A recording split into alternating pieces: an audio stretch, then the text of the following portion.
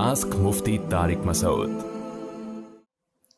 غیر مسلم ممالک میں رہتے ہوئے سودی نظام میں مجبوراً شامل ہونا کیسا ہے؟ سودی نظام میں مجبوراً شامل ہونے کا مطلب کیا ہے؟ کیا سود کا لین دین جائز ہو جائے گا؟ نہ، چاہے آپ مسلم کنٹری میں رہتے ہوں غیر مسلم، سود کا لین دین آپ کے لیے جائز نہیں ہے۔ البتہ مجبوری میں سودی بینک میں اکاؤنٹ کھول سکتے ہیں، کیونکہ آپ کو ٹرانزیکشن کے لیے بینک کا سہارا لینا پڑتا ہے، تو اس میں آپ کو اگر جو سود ملتا ہے تو اس کو لے کے بلا نیت ثواب آپ صدقہ کر دیں جان چھڑانے کے لیے۔ یہ تو مسلم ملک ہو یا غیر مسلم، اس میں اس کی اجازت ہے۔